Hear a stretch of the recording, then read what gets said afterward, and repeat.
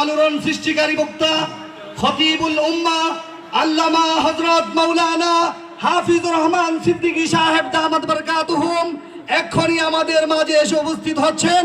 সবাই প্রাণ খুলে একটা স্লোগান দেই, আল্লামা হাফিজুর রহমান সিদ্দিকী সাহেবের আগমন, আল্লামা হাফিজুর রহমান সিদ্দিকী সাহেবের আগমন। বড়াইলবাসীর পক্ষ থেকে, বড়াইলবাসীর পক্ষ থেকে, আলেম উলামাদের পক্ষ থেকে, ইউনিয়নবাসীর পক্ষ থেকে নারায়ে তাকবীর, নারায়ে তাকবীর। দিন ইসলাম, দিন ইসলাম, আল কোরআনের আলো, আল হাদিসের আলো, হাফিজুর রহমান সিদ্দিকী সাহেবের আগমন, শুভেচ্ছার স্বাগতম, নারায়ে তাকবীর। প্যারা হাজরিন, এই জন্য মানুষের ক্ষতি হয় এমন কাজ করা যাবে না। অতএব সমাজের ভিতরে ঝগড়া ফাসাদ মারামারি, এই নবীনগর থানার ভিতরে এমন লোক এলাকা আছে যে এলাকায় মানুষের মুসলমানের পাও কাটতে আবার মিছিল করে, যেরকম আছে না নাই? এই জন্য মারামারি ফাঁকাটাকাটি তর্ক বিতর্ক মানুষকে গালাগালি করা এটা আখির নবীর উম্মতের কোনো কাজ না, যেরকম ঠিক না ঠিক? ইনসান ونشهد أن لا إله إلا الله وحده لا شريك له لا ضد له ولا ند له ولا مثل له ونشهد أن سيدنا ومولانا محمدا عبده ورسوله صلى الله تعالى عليه وعلى آله وأصحابه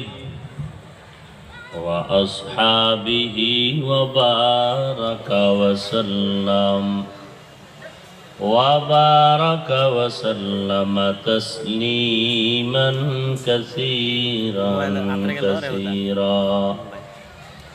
الذي أرسله الله تعالى بالحق بشيرا ونذيرا وداعيا إلى الله بإذنه وسراجا منيرا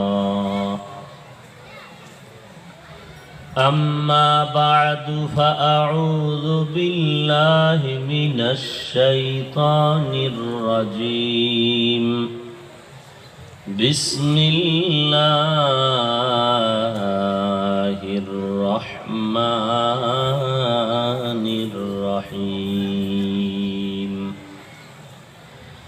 يا أيها الذين آمنوا اتقوا الله حق تقاته ولا تموتن إلا وأنتم مسلمون وقال النبي صلى الله عليه وآله وسلم المسلم من سلم المسلمون من لسانه ويده أو كما قال النبي عليه الصلاة والسلام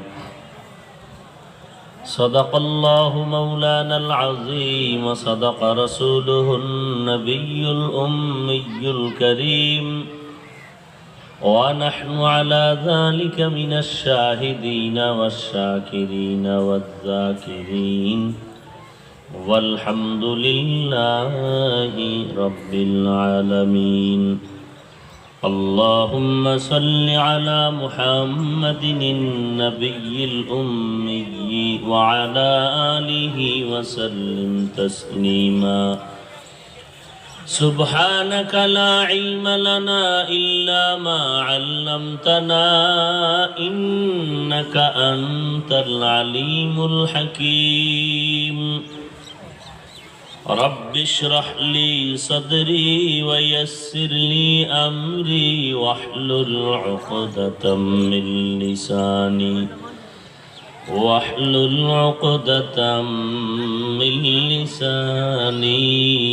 يفقه قولي درفشانی نے تیرے قطروں کو دریا کر دیا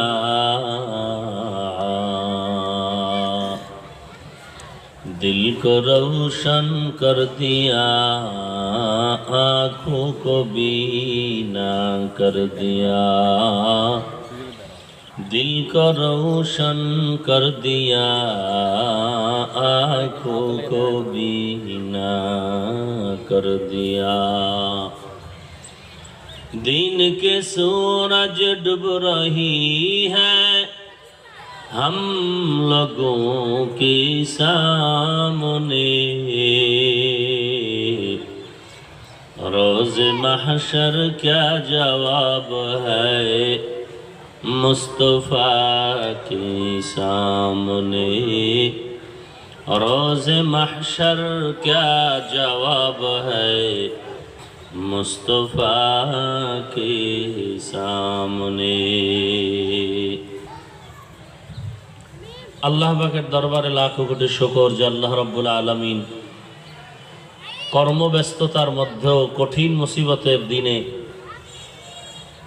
জোহরের নামাজের থেকে এ পর্যন্ত আপনারা ধৈর্য সহকারে বসে বিভিন্ন ওলামায়ে হযরতদের পবিত্র জবানে কোরআন সুন্নাহ ভিত্তিক দিক নির্দেশনামূলক আলোচনা শুনতেছিলেন।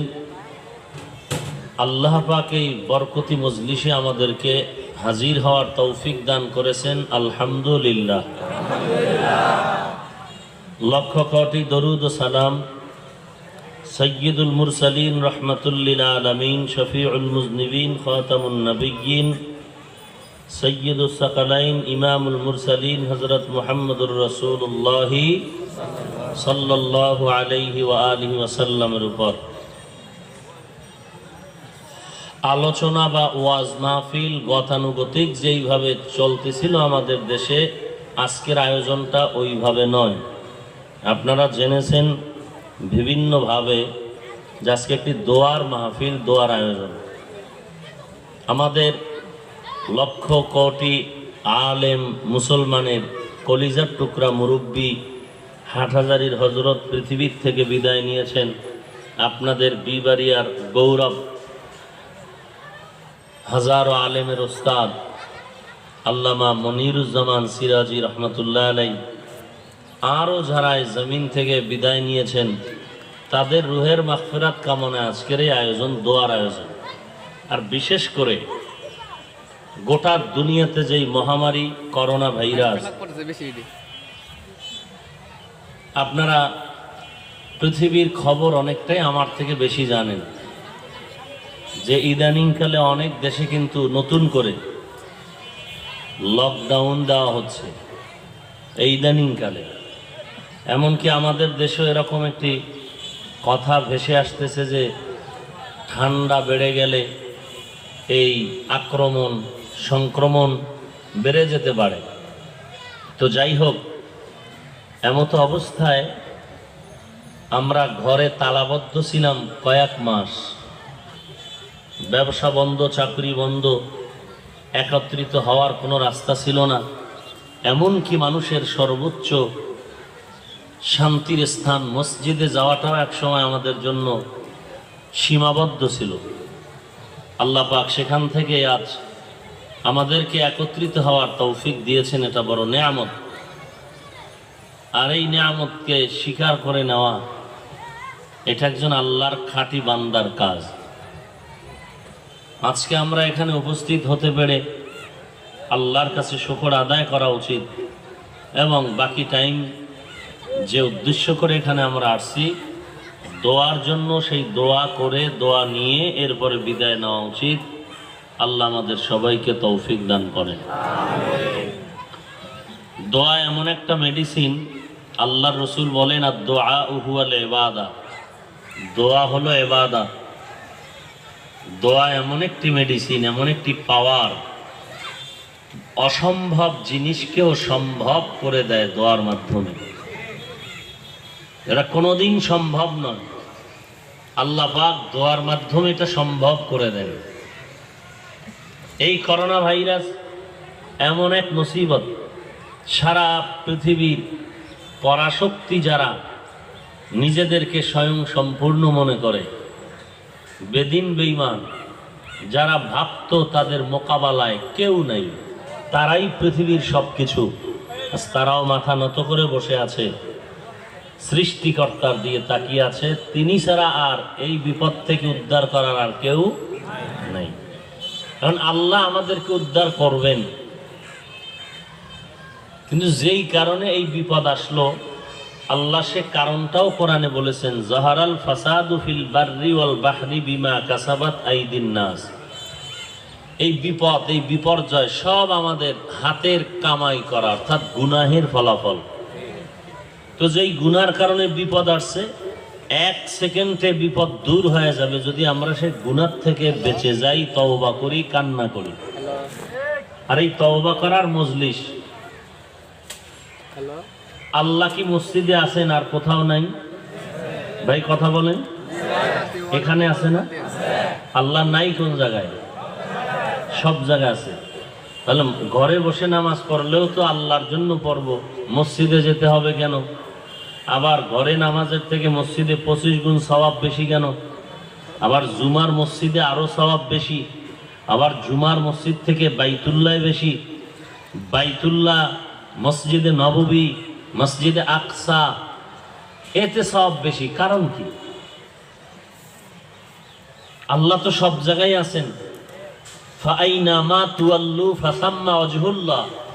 বান্দা তুমি যেদিকেই তোমার চেহারাটা ঘুরাও ওদিকে আল্লাহ পাক বিরাজমান, হাজির ও নাজির, সব জায়গায় আছেন।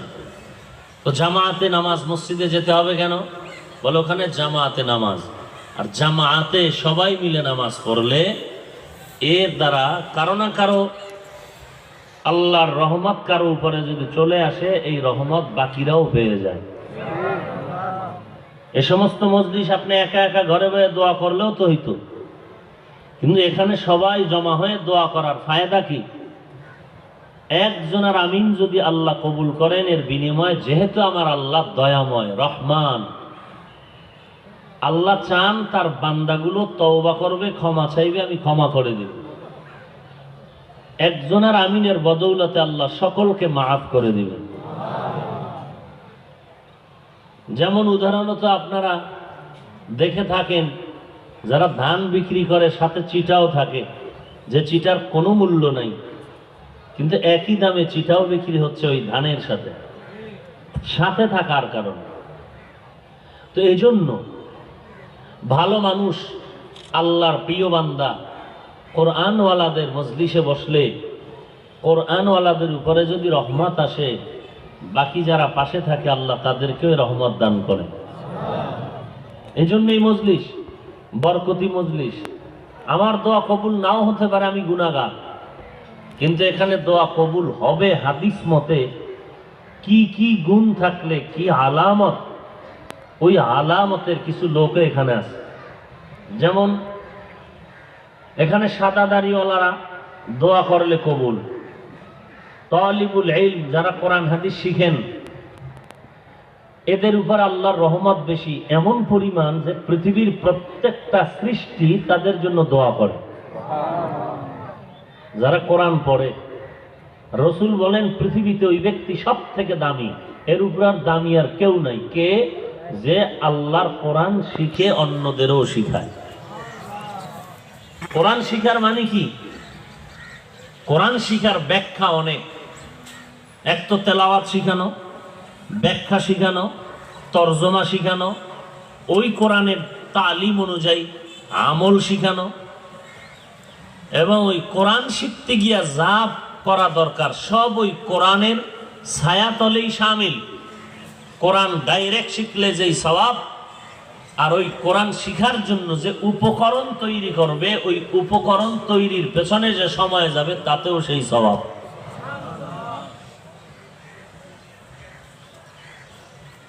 এই দামি মজলিস, আমরা দামি মানুষ, কার দোয়া কবুল হবে বলা যায় না, কার আমিন আল্লাহর কাছে কবুল হবে বলা যায় না।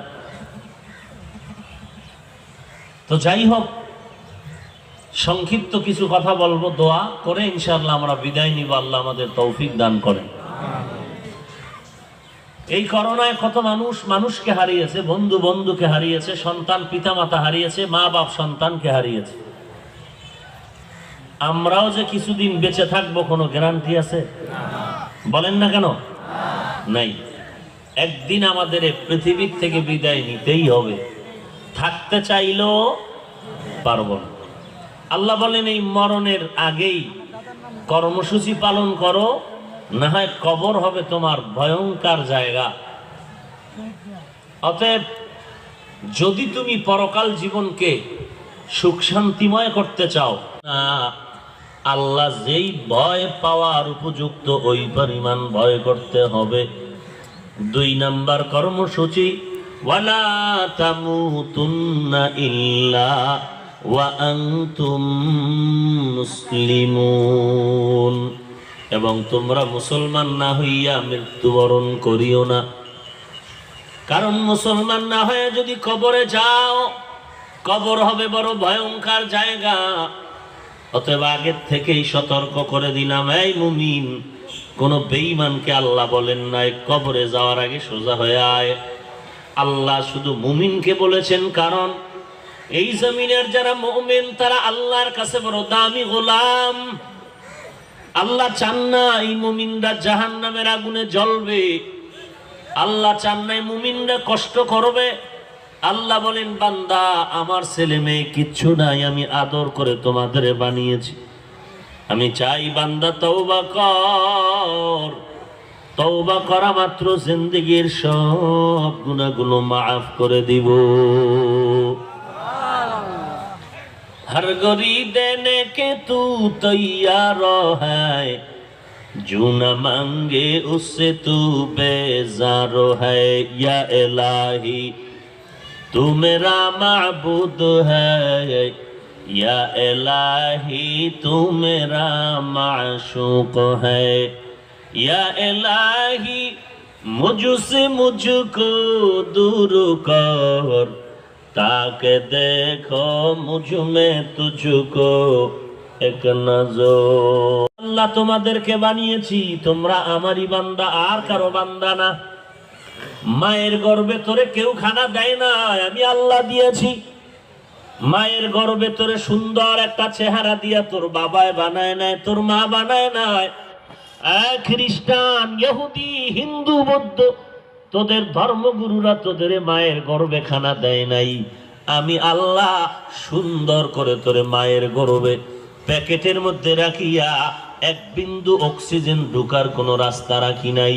তোর জবানটারে আমি রক্ত লাগায় না পাক করি নাই। আমি আল্লাহ মায়ের নাভির সাথে তার লাগাইয়া আমি আল্লাহ তোর পেটের ক্ষুধাটা নিবারণ করেছি। এই খেদমতটা তোর দুনিয়ার কোনো বিজ্ঞানীরা করে না, তোর কোনো কোটিপতিরাও করে নাই, তোর নেতারাও করে নাই। যিনি তোর মায়ের গর্ভে সুন্দর একটা চেহারা দিয়া বানাইয়া দুনিয়ায় পাঠাইলেন, তিনি তোর বাবাও না মাও না, তিনি হলেন আমার আল্লাহ।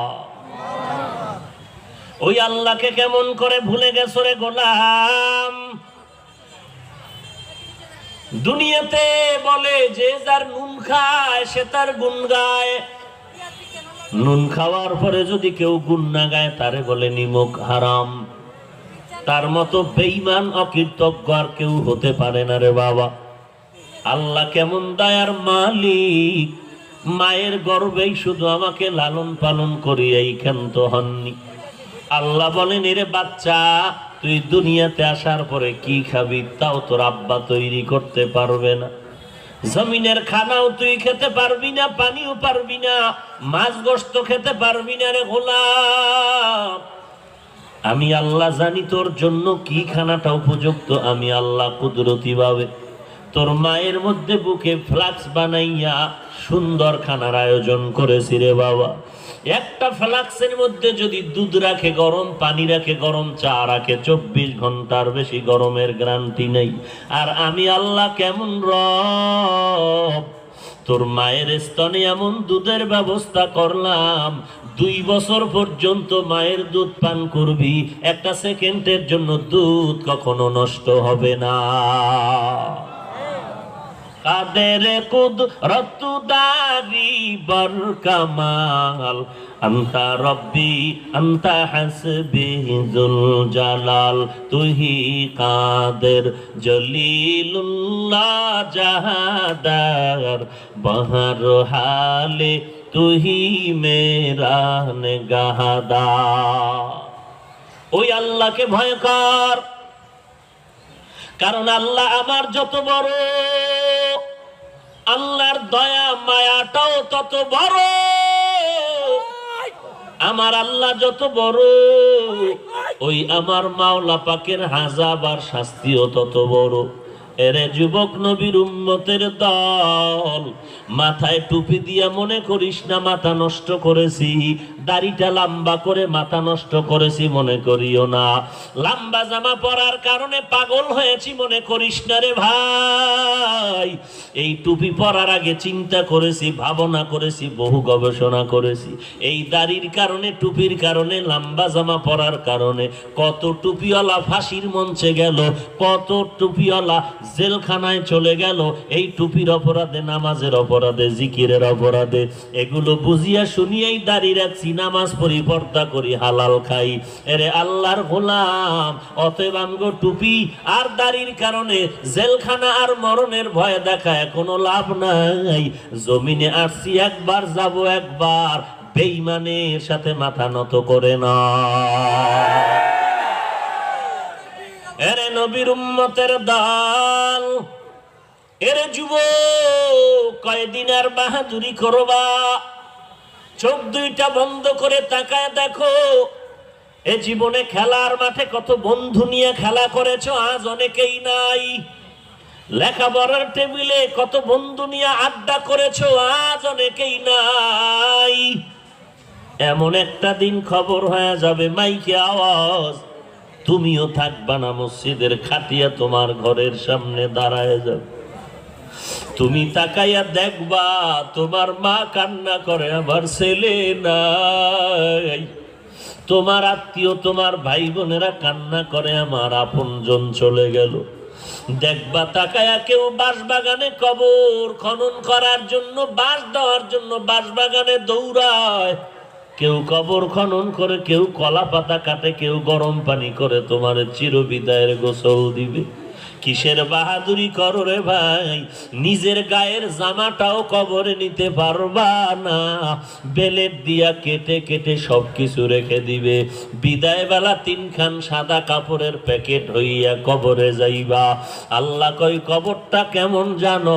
আমি হাফিজুর রহমান কবরে যাব, আমার যাওয়ার কবরটা যেই সাইজের হবে, তোমার কবরটাও ওই সাইজেরই হবে, একটু বড় ছোট করা হবে না।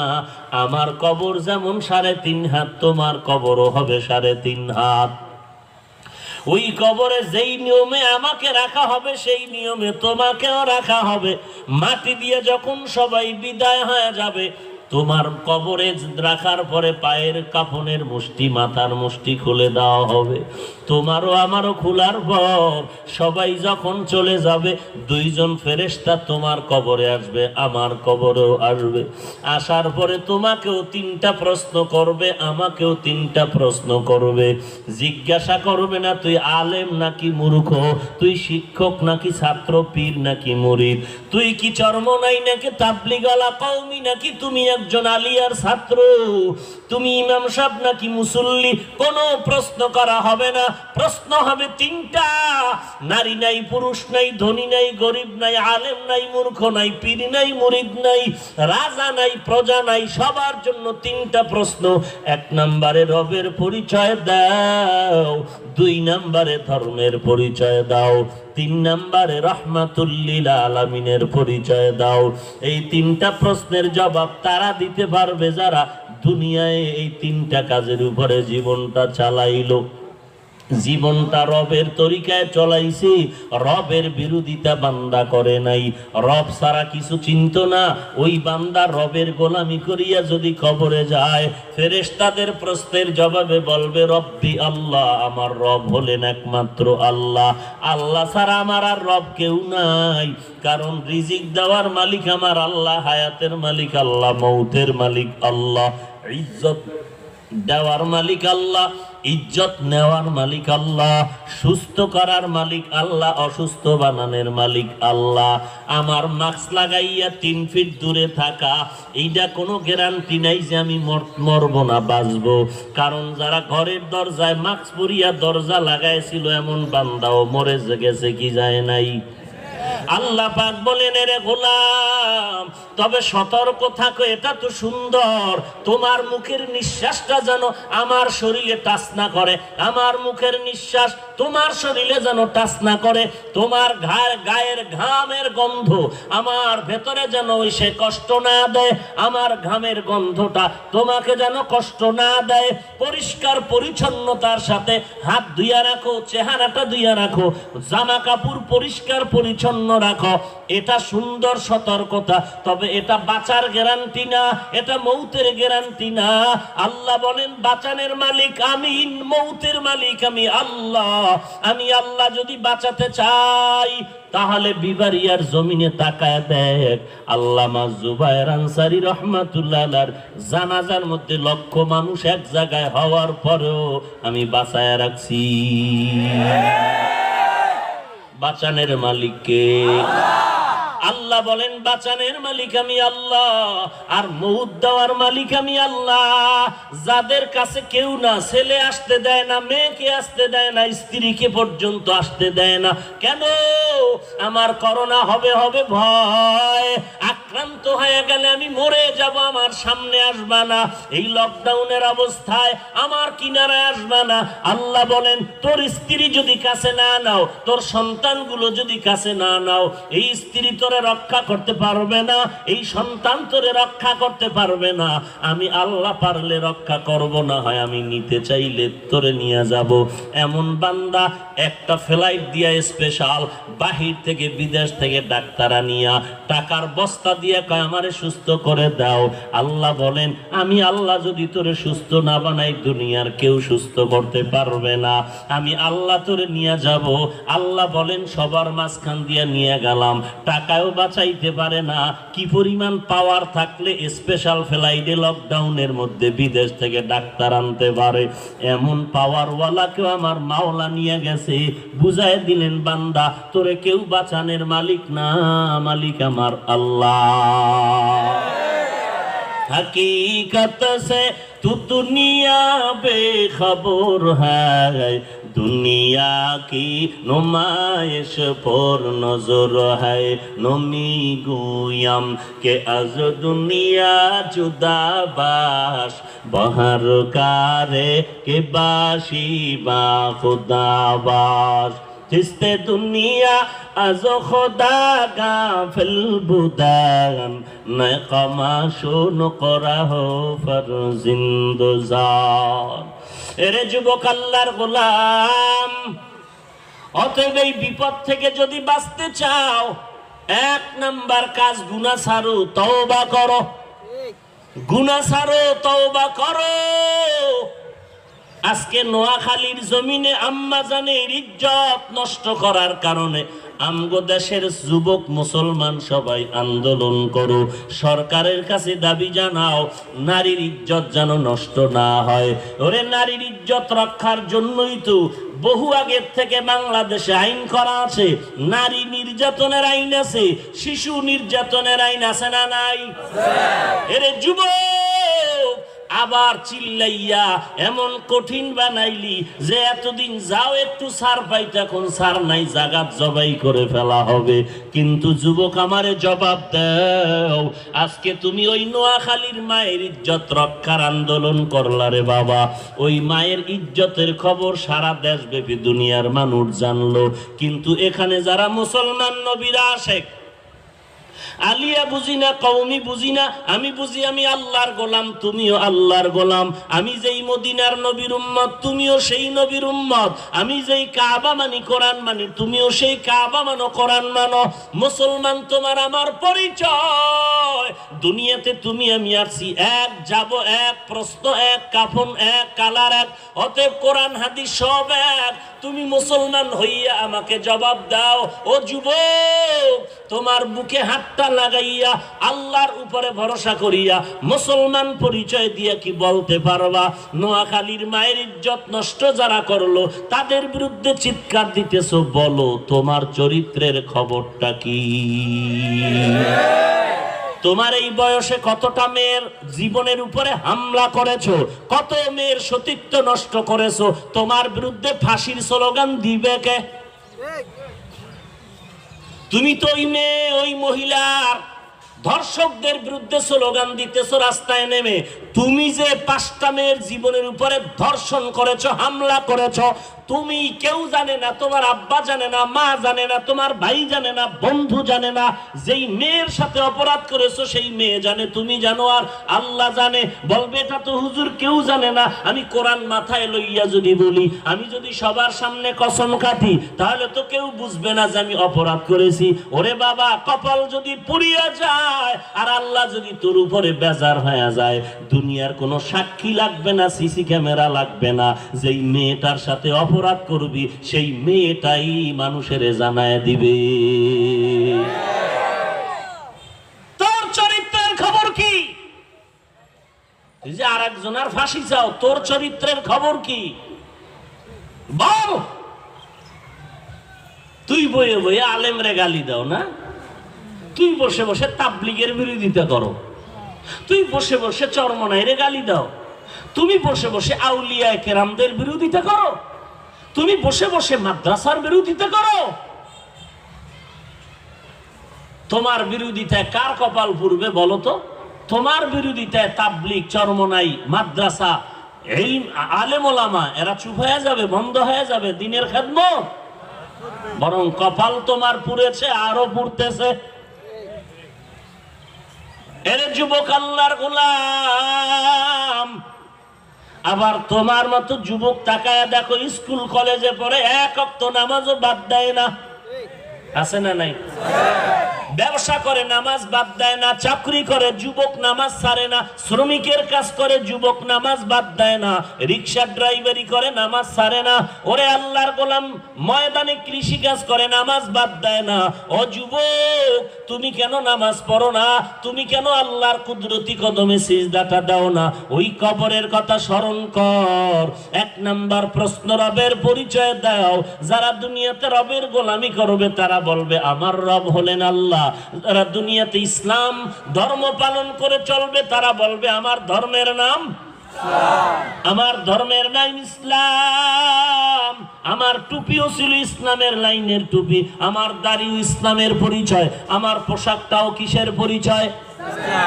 ইসলামের পরিচয়। আমি খানা খাইতেও গেলে দেখবে আমি ইসলামের পরিচয় খানা খাই, আমার চলাফেরাটা ইসলামের পরিচয়। কবরে যাওয়ার পরে বান্দা বলবে আমার ধর্ম ইসলাম, কারণ আমি ইসলাম ধর্ম ছাড়া আর কোনো কিছু অনুসরণ করি নাই। এরপরে রহমাতুল লিল আলামিনকে দেখাইয়া একটা রাস্তা বানায় বলবে চিনুনি, এই ব্যক্তিটারে চিনুনি। যারা নবীর বড় আশেক, সুন্নতের পাগল, মাথার টুপিটাও নবীর সুন্নত ছাড়া তো চলে না, মাথার চুলগুলো নবীর সুন্নতের লাইন ছাড়া কাটে না, আঙ্গুলের নখগুলো নবীর সুন্নত তরিকা ছাড়া কাটে না। এরে যুবক, নবীর তরিকা, নবীর সুন্নত কি নখ কাটার ভেতরে নাই?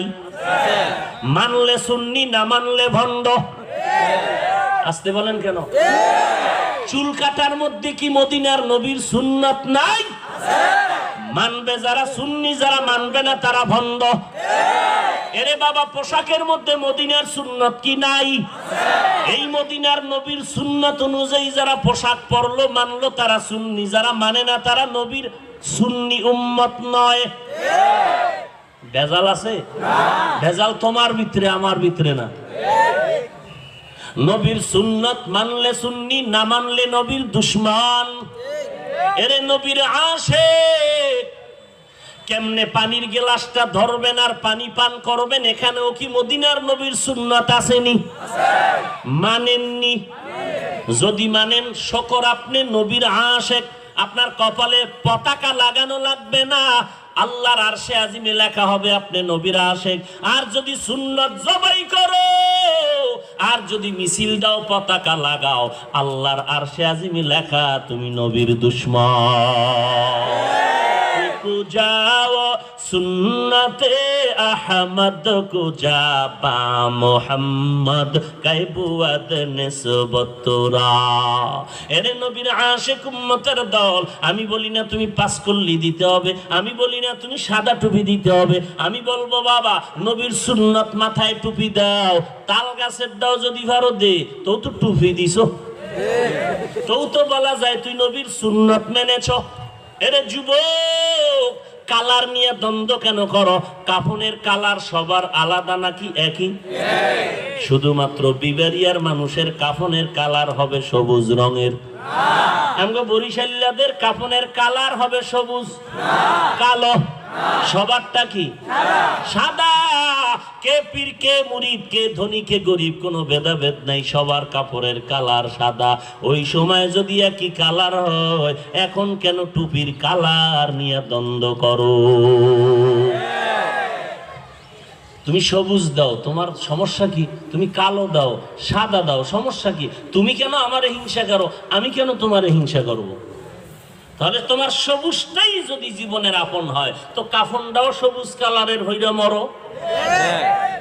কি ভাই, এটা হিংসা না? হিংসা কারে কয় চিনো? হিংসার সংজ্ঞা জানো? এরে যুবক, কেউ যদি পাও দুইটা আগায় দাও, আমি পায়ে হাত দিয়ে বলতে রাজি নবীর সুন্নাত মান। আমারে মানতে বলি না, পীরের দালালি করতে বলি না, দলের দালালি করতে বলি না। দালাল যদি হতে চাও, মদিনার নবীর সুন্নতের দালাল হ।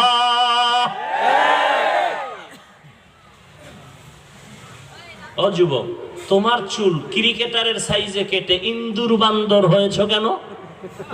তুমি আশেকে রাসূল না?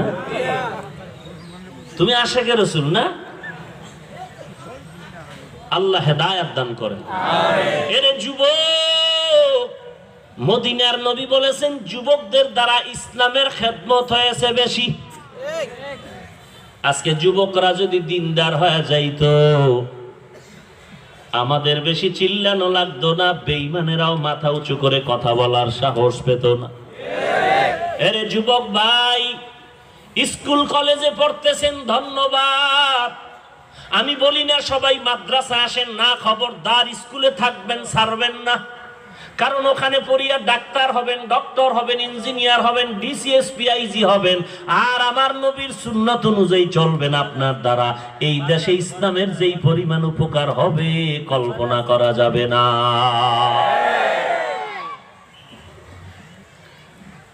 এরে যুবক, আল্লাহর গোলাম, কিসের দুনিয়ার পাগলামিতে পড়েছো? গুনাহ ছেড়ে তওবা করো, আল্লাহর শরণাপন্ন হয়ে যাও। আজকে টুপিদারির কারণে, কোরআন পড়ার কারণে, নবীর সুন্নতি আমল করার কারণে তো খানা বন্ধ হয় নাই। নাকি আপনারা 3 বেলা খান, আমরা 1 বেলা খাই?